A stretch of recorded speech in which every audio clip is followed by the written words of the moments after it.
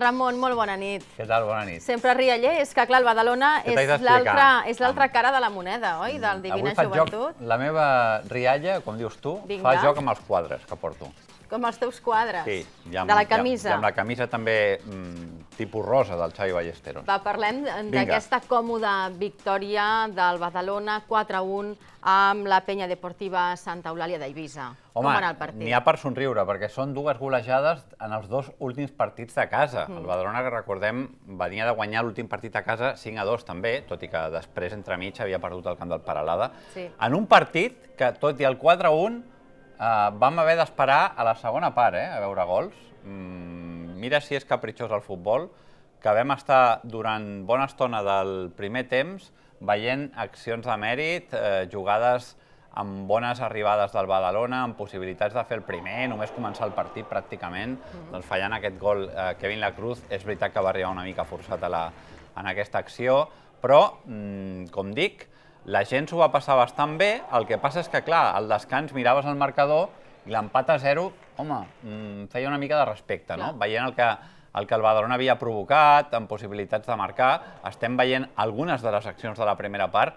La veritat és que serien masses. També és cert que els visitants en van tenir un parell, aquesta que veiem que Morales envia a corna, i després el Badalona, que va continuar tenint algunes possibilitats per poder inaugurar el marcador, no? Però, al final, com dic, es va haver d'esperar el descans perquè no hi havia manera.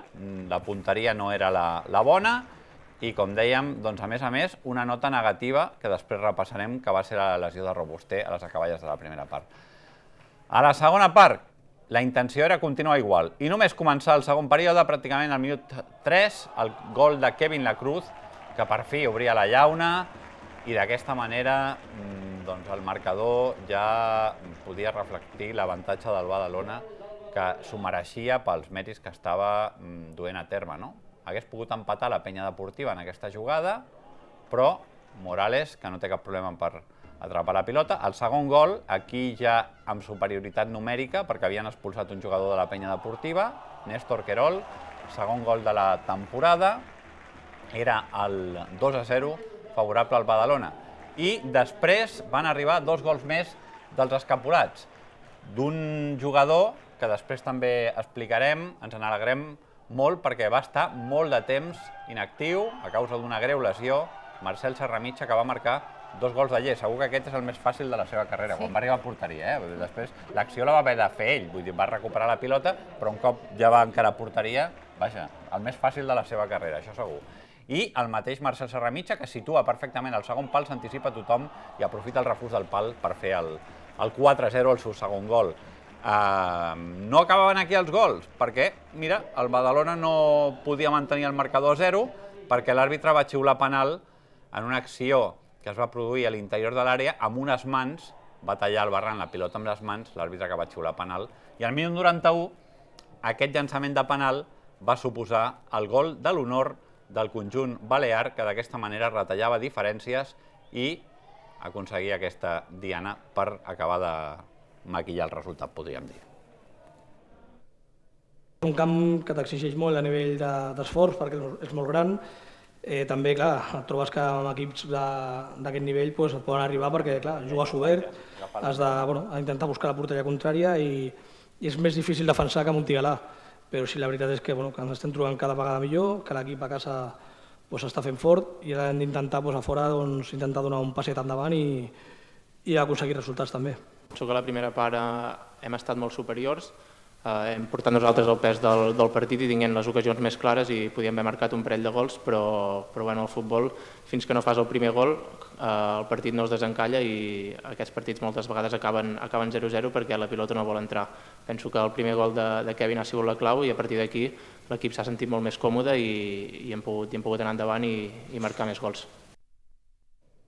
Ramon, anem a repassar resultats. Olot 2, Atlético Saguntino 0, Villarreal B2, Hèrcules 1, empat a 0 entre el Formentera i l'Ebro, Mallorca 3, Cornellà 0, Sabadell 1, Atlètic Balear 0, Badalona 4, Penya Deportiva 1, empat a 1 entre el Deportiu Aragón i el Peralada, Lleida Esportiu 1, Llagostera 0, empat a 3 entre el València Mestalla i l'Alcoià i l'Elx 1, Ontinyent 0.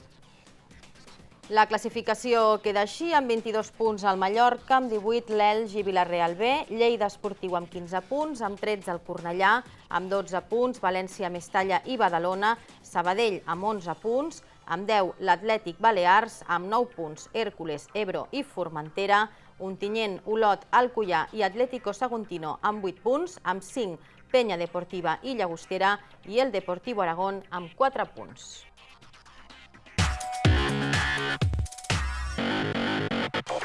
Ara en parlaves tu de Marcel Serramitja, que va sortir, que va fer els gols a la segona part, va ser un jugador 100% efectiu.